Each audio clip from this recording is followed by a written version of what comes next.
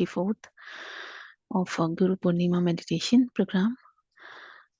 Today I'm going to speak about one of the reverential guru in not just in India but in the entire world, in the Western world as well, and his name is Paramahamsa Yogananda. So Paramahamsa Yogananda,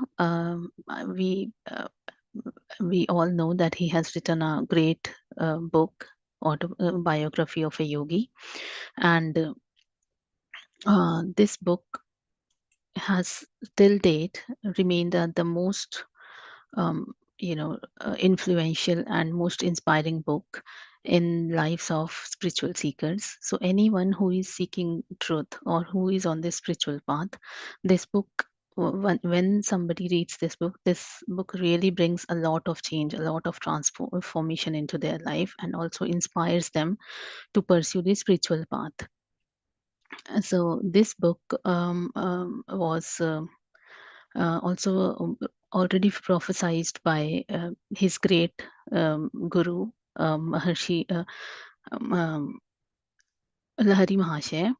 And Lahari Mahashaya has told, when he was in his physical body, he has foretold that after his passing away, after 50 years of his passing, the book, an account of his life will be written in the book, and that book will transform millions of lives across the globe. So that is the importance of this book. So coming to his childhood and where he was born, so Paramahansa Yogananda ji was born on 5th January 1893 in a village Gorakhpur in northern eastern part of India. And his parents were, mother's name was Gyan Prabha Ghosh and father was Bhagwati Charan Ghosh, and they had 8 children, 4 sons and 4 daughters. And Paramahansa Yoganandaji was the fourth child and second son to his parents. And so his childhood name was Mukund Lal Ghosh, which later changed in year 1915 when he joined his monastic Swami order. So they called him Yogananda, and later the title of Paramahansa was given to him by his guru, Shri Yukteswar Giriji. So uh, as Paramahansa was a child, he had a very, strong desire to pursue his spiritual goals. As a child, he used to meditate, and once he closed his eyes, and he asked the question that what is there behind this darkness when we close our eyes. So what is behind the darkness? So he got the answer in the form of a vision, that he saw that there are some Himalayan yogis sitting, and a group of saints sitting. So he asked them, questions them, that who are you? And they answer in a celestial voice that we are Himalayan yogis. So then the vision starts changing into a silver beam of light, and then he asked that what is this wondrous light that is coming. And then he hears the voice of a great voice, and he get the answer as, I'm Ishvara. So this is a great vision that he just got when he was a child. And his parents were also great devotees of Lahari Mahasaya. So both mother and father used to visit Lahari Mahasaya's ashram, and when he was about to born, Lahari Mahasaya had prophesied that the child who's going to be born is going to be a great yogi. And uh, then when he was born, his mother didn't tell this exactly when he was child, because the family was bit of fearful that looking at his spiritual desires and everything, he used to make a lot of, flight from the house in order to seek his spiritual goals. So many a times he made these escapades from the house to run to Himalayas or to nearby places where he can just go, and to hermitages where he can go and uh, get his desires fulfilled, spiritual goals fulfilled. And his elder brother named Ananta used to chase him, like sternly chase him back home, because he was just a child. He didn't even finish the school and all. So the family was really, really worried about his constant escapes and flying away from the house. This happened that there another significant incident when he was just 8 year old. The Lahari Mahasaya had left this earthly plane, but since the parents, both of his parents were very great devotees and disciples of Lahari Mahasaya, they used to worship and they used to do the initiations, the Kriya Yoga that Lahari Mahasaya had told them, and they had his picture hung in the on a wall.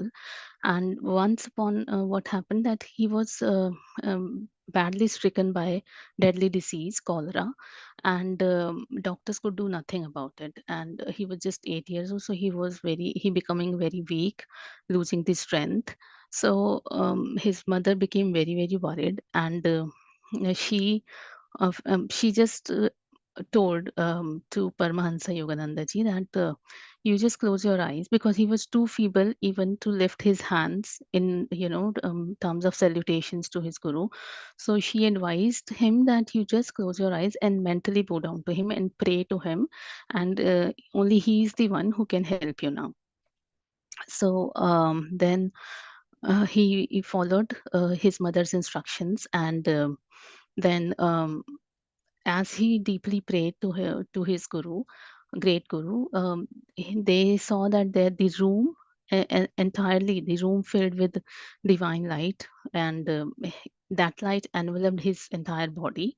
And soon after that, his all, symptoms of cholera, nausea, everything just went away, and he regained his strength. He was all well. So that was the grace of guru, even though he wasn't in his physical form, but still he blessed, and by his grace. And um, um, that is how, he became even more devoted towards him, because when he used to see that his parents are, worshipping him, and as a child he couldn't see him into his physical form, he used to crave for that.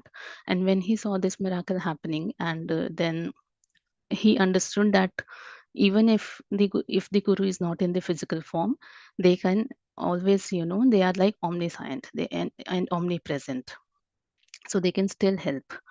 And another significant incident happened when his mother, like I mentioned, that he used to make a lot of escapades from the house.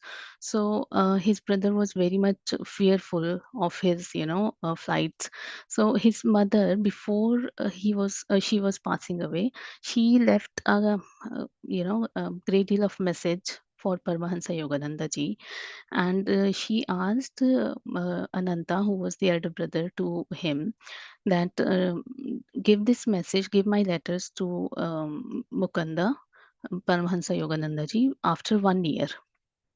But his brother, just because of his constant, flights, and um, he was very fearful that if I give these letters to him, these are going to, inflame the desires, spiritual desires, more into him, and he would not stay at home.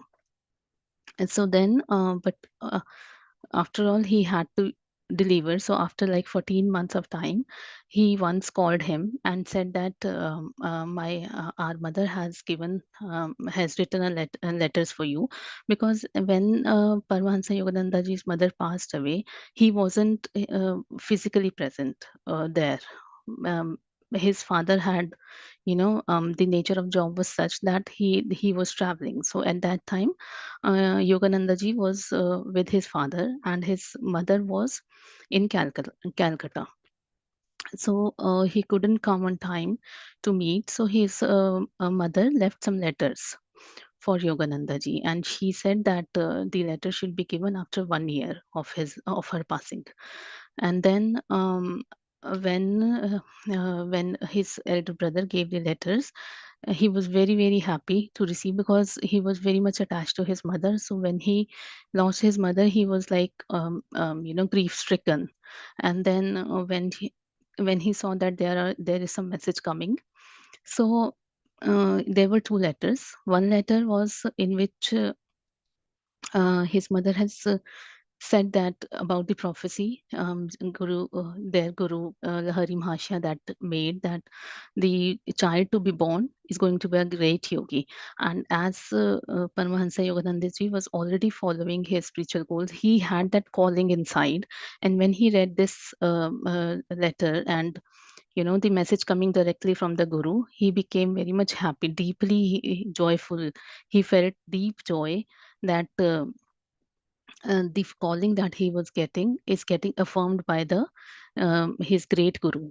And then in the second letter, there was another a significant incident mentioned, that before his mother was about to leave the earthly plane, she met a saint, a sage, and he suddenly appeared one day to their house, and he said to his mother that your time on the earthly plane is not much left, and your last sickness will turn out to be your, like passing away or from this planet Earth. So she knew that she's about to, leave her body, but that didn't make her worried. And then the saint said that you are Mukund's mother, and Mukund, you need to give something to Mukund at the right time. So he said that the day when he arrived, the saint arrived at his house. He said that tomorrow, when you sit in meditation, amulet, kind of talisman, would appear into your hands when you meditate, and you need to give this amulet to your son Mukund, and because he's destined to receive this astral amulet, and it has to serve certain kind of purpose into his life, and he will understand as soon as he receive that, and that is going to guide him in his life to fulfill his purpose on earth. So he mentioned that tomorrow, when you sit in meditation, it will appear. So when next day, when his mother does meditation, it miraculously gets, manifested into her palms. And as she was meditating, she felt something like silvery and cold into her hands. And when she opened her eyes, the amulet was there. So she had put that also into the, that along with the letters that she had passed on to Yogananda ji. And then when he received that amulet, he was like totally like so much joyful, so much happy that my and as soon as he received, he held that amulet into his hands. He felt that some of his memories, past memories, got awakened, and he felt that there was something written on the amulet in Sanskrit language, and he felt that those words had got some, purpose, some message, and it's coming not just, from this physical, but astrally, the guides, the guides which are not physically present, guiding him in the invisible form. So these were some of the very great incidents from his childhood. So as he was growing, he wanted to pursue. So every now and then he wanted to like leave the house and go into some hermitage to live the life as a saint, or and then. After getting tired of all his attempts, his father asked him to promise that he has to first finish his schooling. like high school and secondary school. Only then he can um, go and leave the house or pursue whatever he wants to do. So then, after he finished somehow his secondary school, he left to live in a hermitage.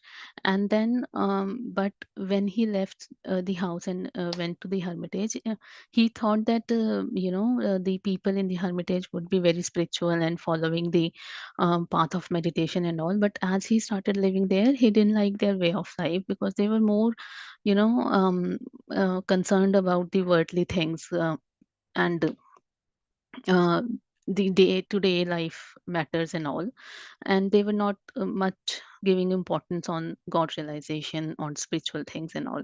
So soon he became very tired of that place, and he wanted very cravingly, he was asking for his guru to appear. And then he just sat in meditation, and he was in his heart praying to Kalima, and that my guru should appear to me. I cannot bear this anymore. I can't live my life without my guru. So his prayer was very intense, very deeply he was praying to Kali Mata. And then he suddenly heard a voice in mother voice that your guru will appear soon.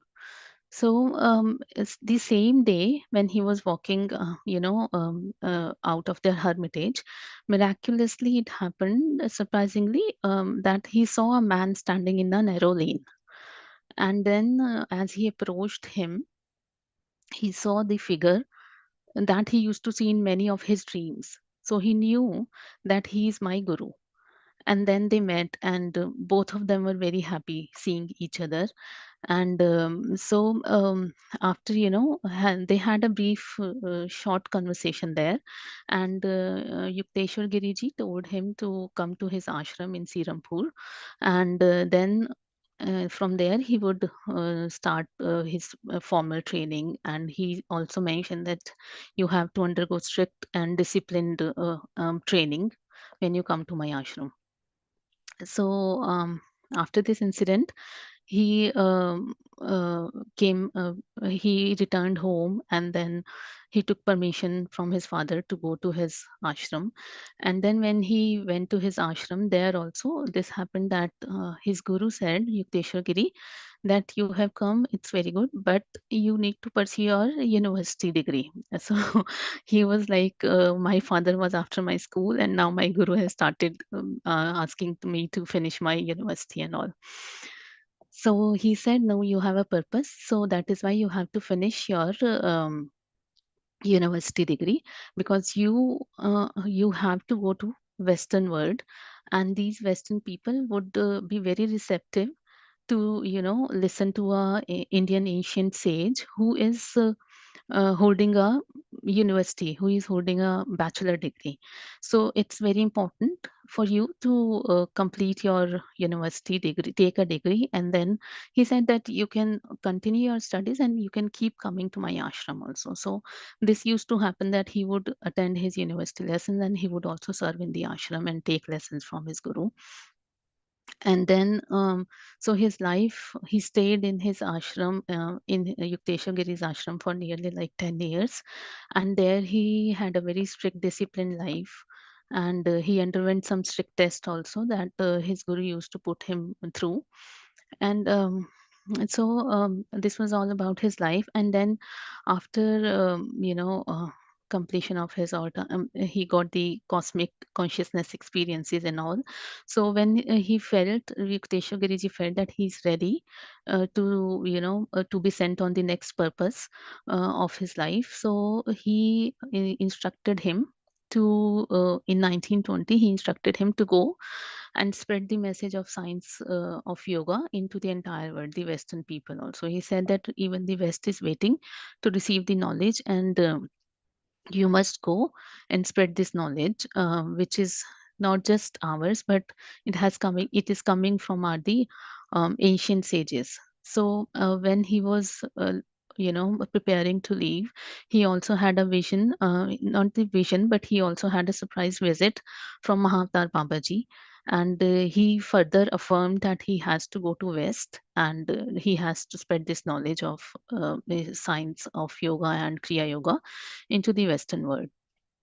So after receiving this, a message from both his gurus, he was ready, and then he left India and spent nearly like 30 years of his life into in America, where he established a self-realization fellowship.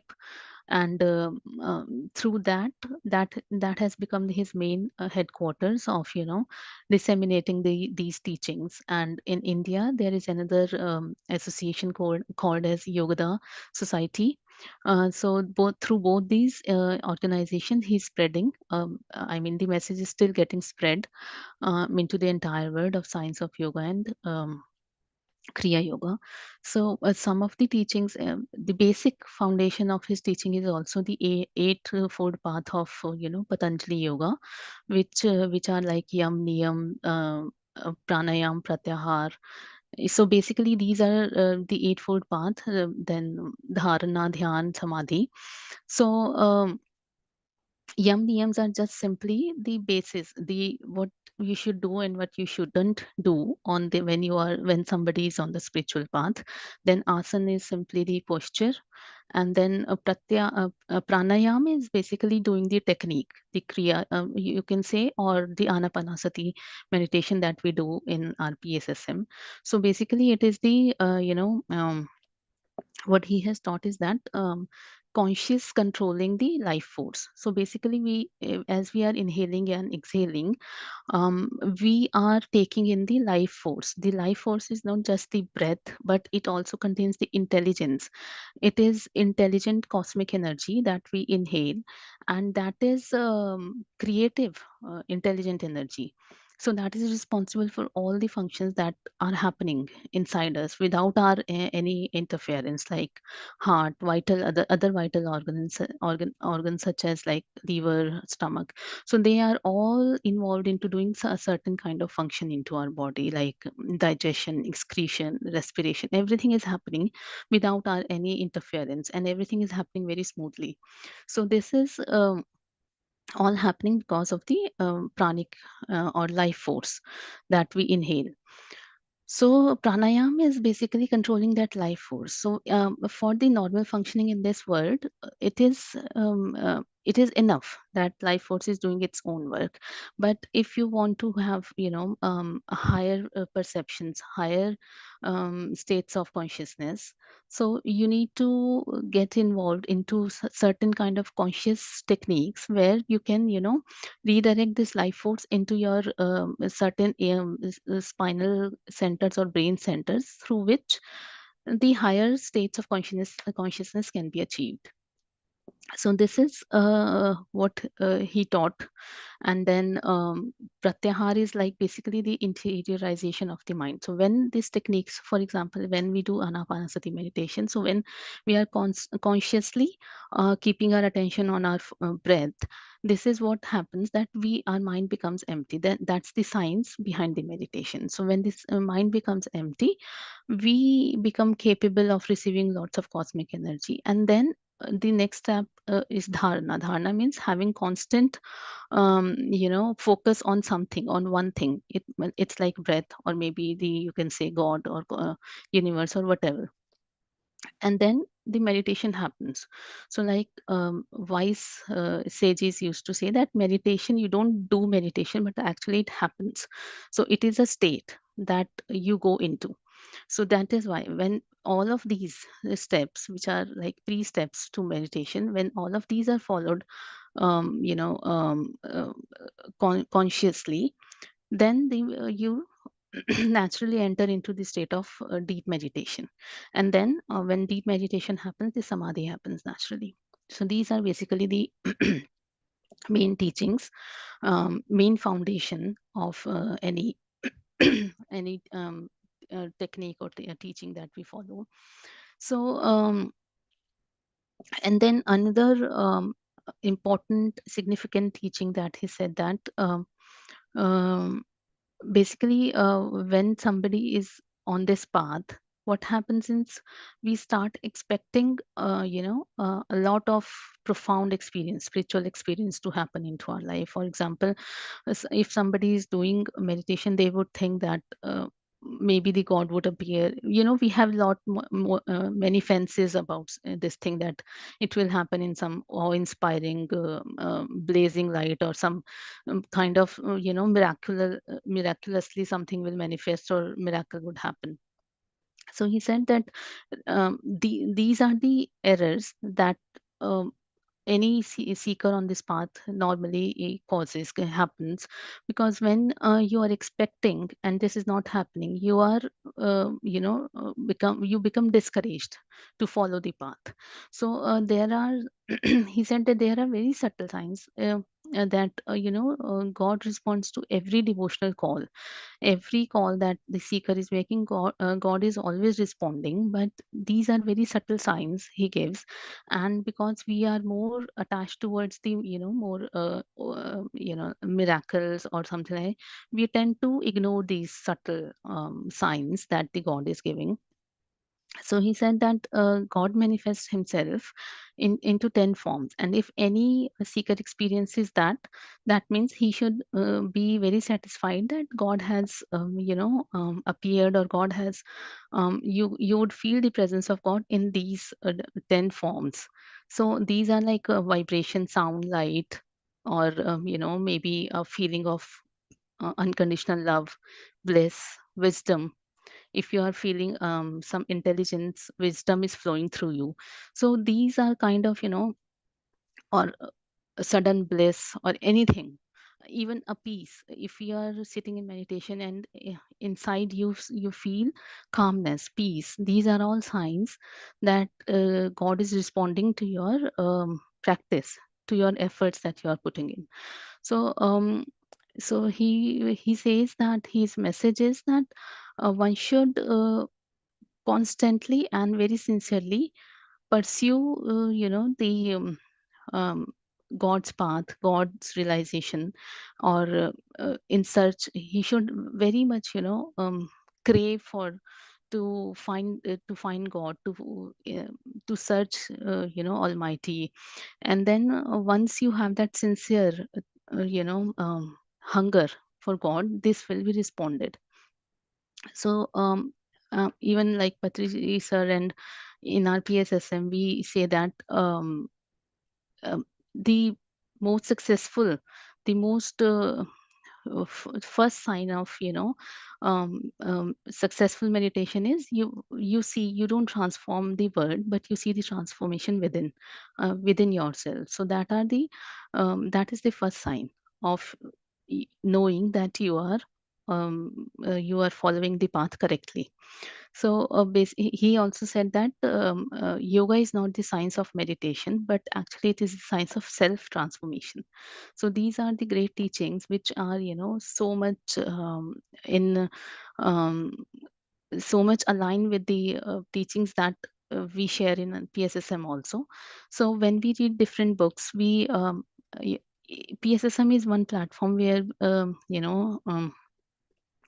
we are sharing these wisdoms from so many different gurus. So it is such an open platform where we can discuss and share these wisdom so easily. But if you go to any other platform, I mean, all the gurus are very reverential, and but still everyone just follows and want to follow just one teachings. But so here we are blessed that we are learning from so many masters, just because of the grace and the teachings of our Guru, Patri Sir, that he has always encouraged us to read so many books, and through us we learn we learn from all the sources.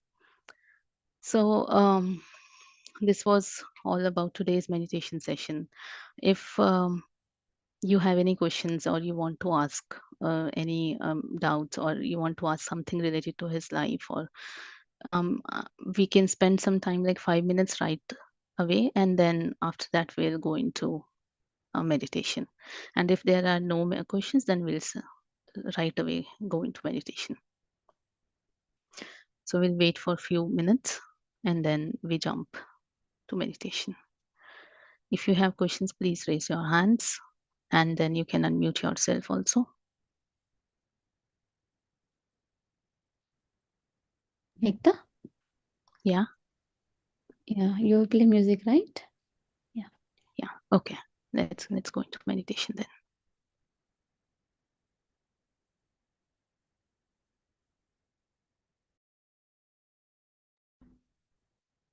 Okay, masters.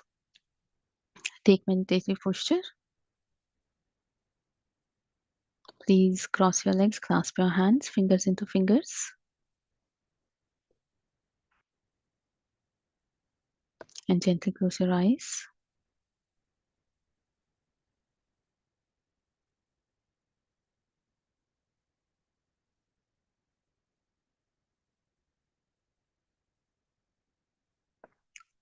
Just completely relax yourself.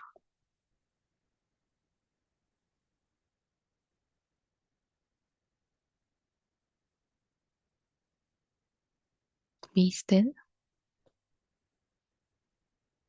Be watchful of your inner state.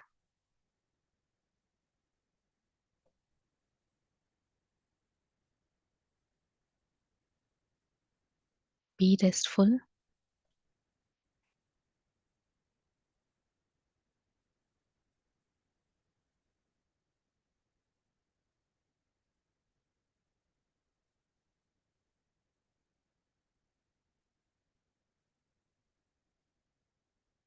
And once you feel ready, you can start observing your normal and natural flow of the breath. No thoughts in the mind.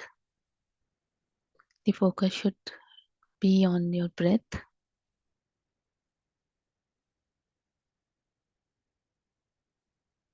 Just the normal inhalation and exhalation.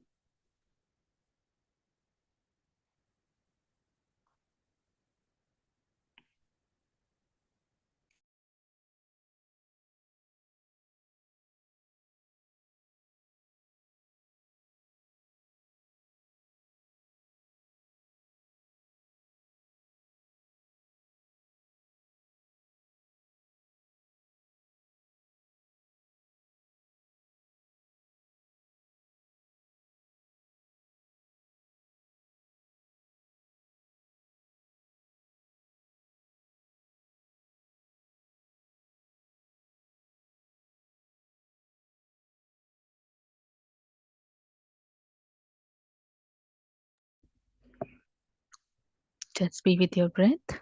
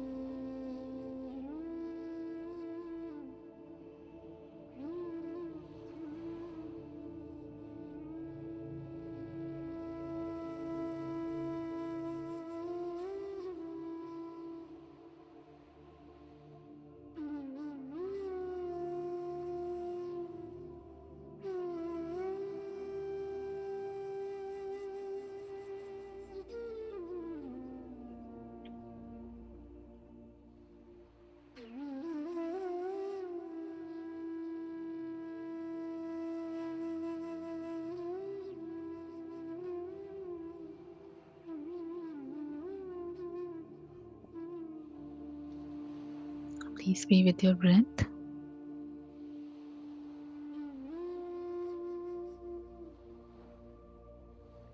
Do not let the worldly issues, worldly problems distract you. This is the time for meditation.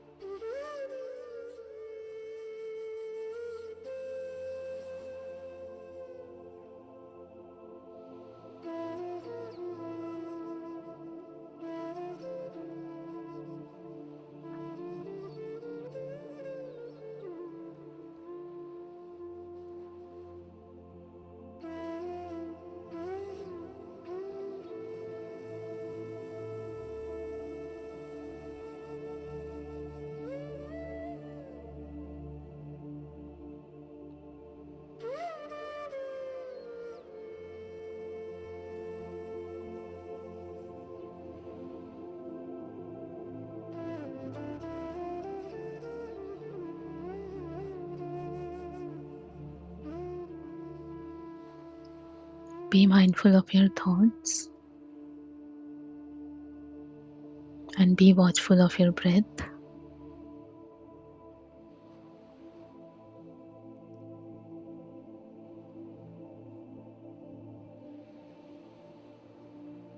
Do not let your mind overpower you. Do not create any chain of thoughts. Just be with your breath.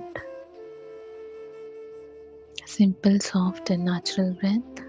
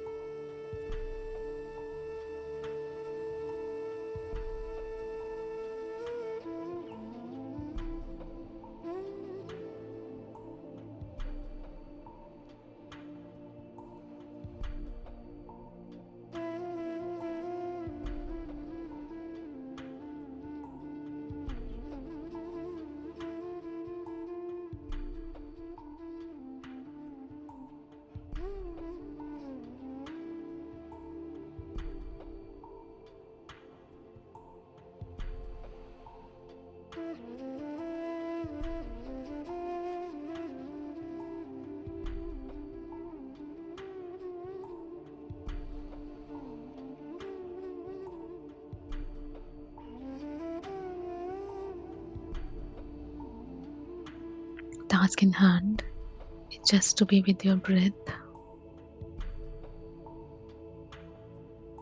Keep witnessing your divine and tranquil breath.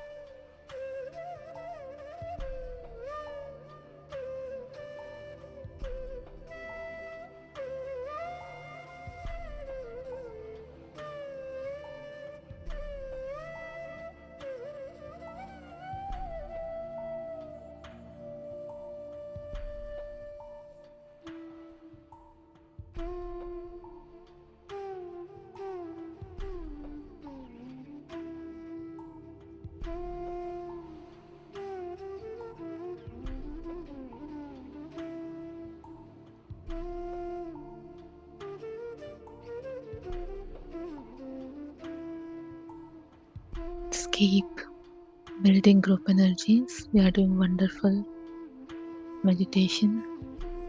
Just last few minutes.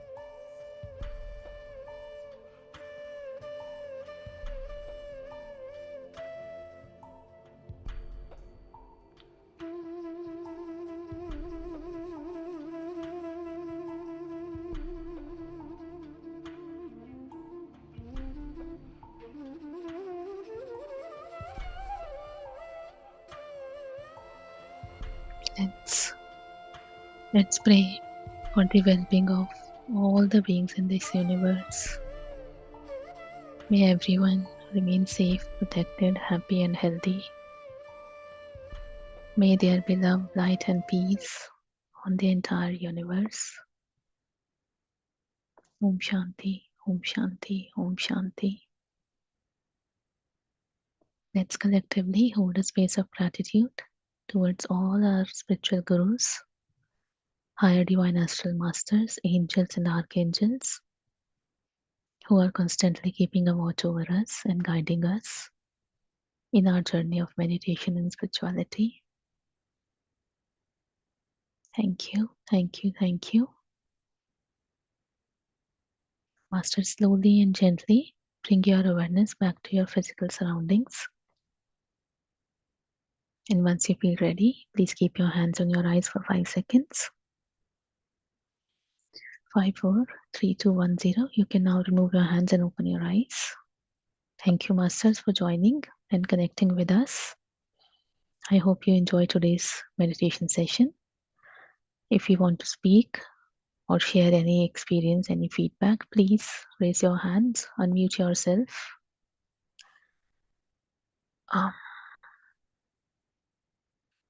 Master Sri Lakshmi, can you unmute? I think Induji, do you want to speak something? You can unmute yourself. Yeah. Induji, you can unmute. Wanted to say thank you, Dhanyavad.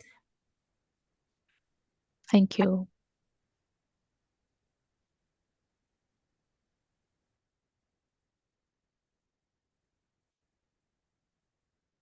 Friends, anyone would like to share anything?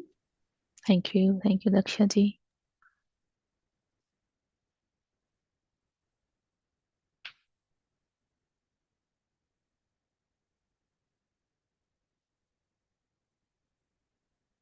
Thank you everyone for the gratitude messages. Yeah, Sri Lakshmi. Yes, over to you. Thank you so much, Ekta, for sharing about Paramahamsa Yogananda. So very really every master's, every guru's journey is so unique, and how the higher masters, Paramaguru Mandali chooses that every avatar or every chosen one to go and spread this meditation and vegetarianism. Especially they have chosen Paramahamsa Yogananda to spread meditation to the Western countries, and how they guide in every step of their life. So inspiring. So, as you said, God manifests in many forms, like we have to be aware. So, the more we are aware, definitely we receive His signs. So most of the time we stuck that we live in the stuckness, and we believe that no one is helping us, no angels, no masters.